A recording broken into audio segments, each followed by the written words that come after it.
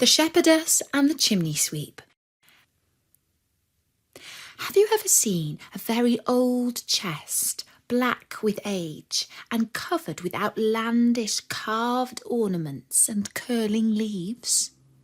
Well, in a certain parlour there was just such a chest, handed down from some great-grandmother. Carved all up and down it ran tulips and roses, odd-looking flourishes, and from fanciful thickets little stags stuck out their antlered heads. Right in the middle of this chest a whole man was carved. He would make you laugh to look at him grinning away, though one couldn't call his grinning laughing. He had hind legs like goats, a little horn on his forehead, and a long beard. All his children called him General Headquarters, Hindquarters, Gives Orders, Front and Rear Sergeant Billy Goat Legs. It was a difficult name to pronounce, and not many people get to be called by it. But he must have been very important, or why should anyone have taken trouble to carve him at all? However, there he stood, forever eyeing a delightful little china shepherdess on the tabletop under the mirror. The little shepherdess wore golden shoes and looped up her gown fetchingly with a red rose. Her hat was gold, and even her crook was gold. She was simply charming. Close by her stood a little chimney sweep, as black as coal, but made of porcelain too. He was as clean and tidy as anyone could be, because you see, he was only an ornamental chimney sweep. If the china makers had wanted to, they could just as easily have turned him out as a prince, for he had a jaunty way of holding his ladder, and his cheeks were as pink as a girl's. That was a mistake, don't you think? He should have been dabbed with a pinch or two of soot. He and the shepherdess stood quite close together. They had both been put on the table where they stood, and having been placed there, they had become engaged because they suited each other exactly. Both were young, both were made of the same porcelain, and neither could stand a shock. Near them stood another figure, 3 times as big as they were. It was an old Chinaman who could nod his head. He too was made of porcelain, and he said he was the little shepherdess's grandfather, but he couldn't prove it. Nevertheless, he claimed that this gave him authority over her. And when General Headquarters, Hindquarters, Gives Orders, Front and Rear Sergeant Billy Goat Legs asked for her hand in marriage, the old Chinaman had nodded consent. "There's a husband for you," the old Chinaman told the shepherdess. "A husband who I am inclined to believe is made of mahogany. He can make you Mrs. General Headquarters, Hindquarters, Gives Orders, Front and Rear Sergeant Billy Goat Legs. He has the whole chest full of silver, and who knows what else he's got hidden away in his secret drawers." "But I don't want to go and live in a dark chest," said the little shepherdess. I have heard people say he's got 11 China wives in there already." "Then you will make 12, said the Chinaman. "Tonight, as soon as the old chest commences to creak, I'll marry you off to him, as sure as I am a Chinaman." Then he nodded off to sleep. The little shepherdess cried and looked at her true love, the porcelain chimney sweep. "Please, let's run away into the big wide world," she begged him, "for we can't stay here."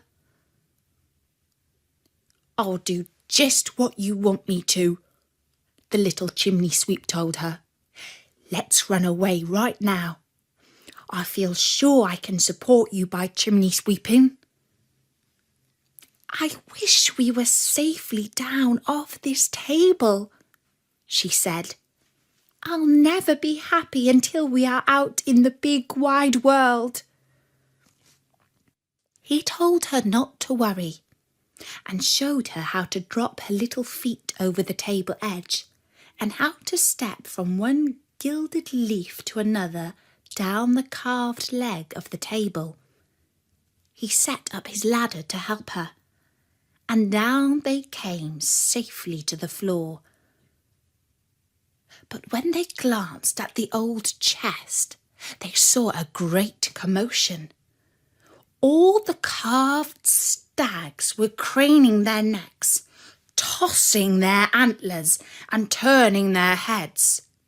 "General Headquarters Hindquarters gives orders front and rear." Sergeant Billy Goatlegs jumped high in the air and shouted to the old Chinaman, "They're running away! They're running away!" This frightened them so that they jumped quickly into the drawer of the window seat. Here they found 3 or 4 decks of cards, not quite complete, and a little puppet theatre, which was set up as well as it was possible to do.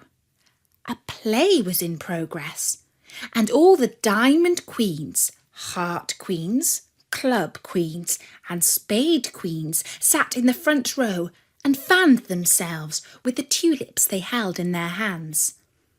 Behind them, the knaves lined all up, showing that they had heads both top and at the bottom, as face cards do have. The play was about 2 people who were not allowed to marry, and it made the shepherdess cry because it was so like her own story.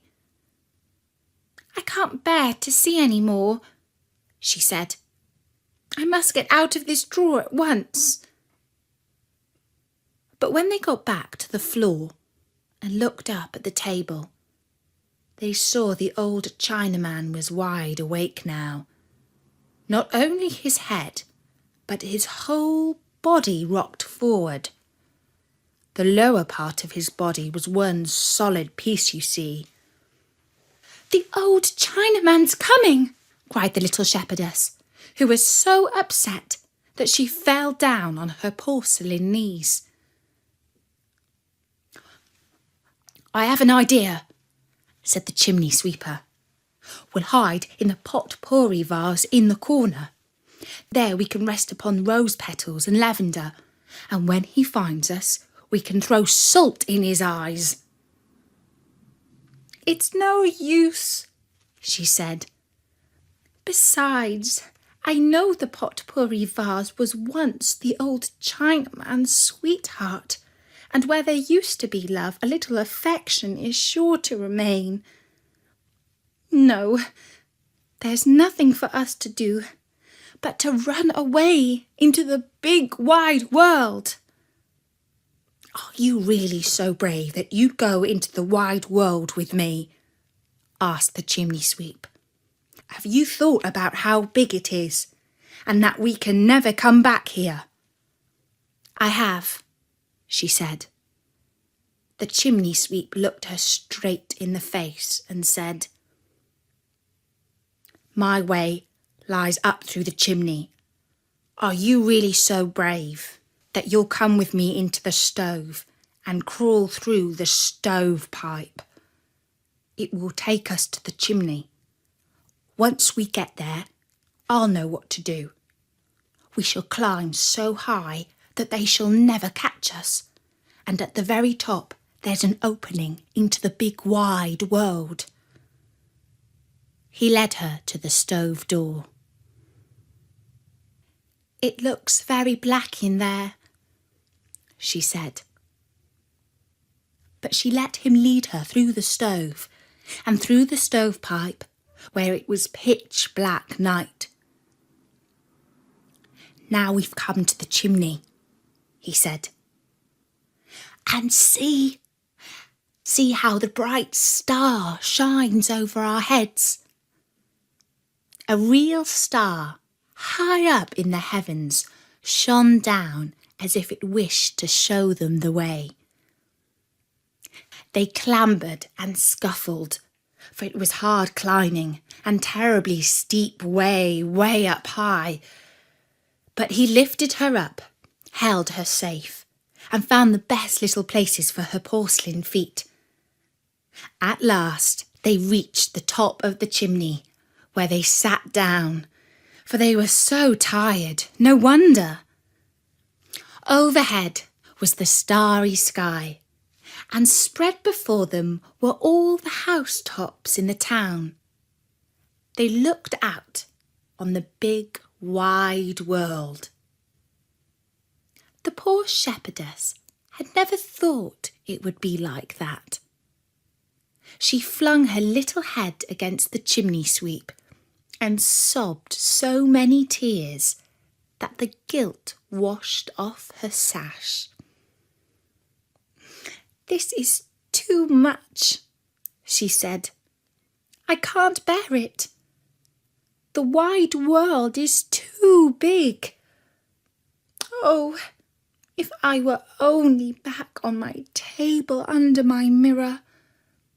I'll never be happy until I stand there again, just as before. I followed you faithfully into the wide world, and if you love me the least, you'll take me right home." The chimney sweep tried to persuade her that it wasn't sensible to go back. He talked to her about the old Chinaman, and of General Headquarters, Hindquarters gives orders front and rear, Sergeant Billygoat Legs, but she sobbed so hard and kissed her chimney sweep so much that he had to do as she said, though he thought it was the wrong thing to do. So back down the chimney they climbed with great difficulty, and they crawled through the wretched stovepipe into the dark stove. Here they listened behind the door to find out what was happening in the room. Everything seemed quiet. So they opened the door and, oh, what a pity! There on the floor lay the Chinaman in 3 pieces. When he had come running after them, he tumbled off the table and smashed. His whole back had come off in 1 piece, and his head had rolled into the corner. General Headquarters, Hindquarters gives orders front and rear, Sergeant Billygoat Legs were standing where he always stood, looking thoughtful. "Oh dear," said the little shepherdess. "Poor old grandfather is all broken up, and it's entirely our fault. I shall never live through it." She wrung her delicate little hands. "He can be patched," said the chimney sweep. "He can be riveted. Don't be so upset about him. A little glue for his back and a strong rivet in his neck, and he will be just as good as new and just as disagreeable as he was before." "Will he really?" she asked, as they climbed back to their old place on the table. "Here we are," said the chimney sweep, "back where we started from. We could have saved ourselves a lot of trouble. Now, if only old grandfather were mended," said the little shepherdess. "Is mending terribly expensive?" He was mended well enough. The family had his back glued together and a strong rivet put through his neck. That made him as good as new, except that never again could he nod his head. "It seems to me that you have grown haughty since your fall, though I don't see why you should be proud of it." General Headquarters Hindquarters gives orders front and rear, Sergeant Billy Goat Legs complained. "Am I to have her, or am I not?" The chimney sweep and the little shepherdess looked so pleadingly at the Chinaman, for they were deathly afraid he would nod. And neither did he care to tell anyone that.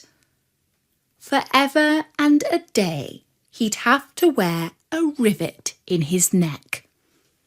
So the little porcelain people remained together. They thanked goodness for the rivet in grandfather's neck, and they kept on loving each other until the day they broke.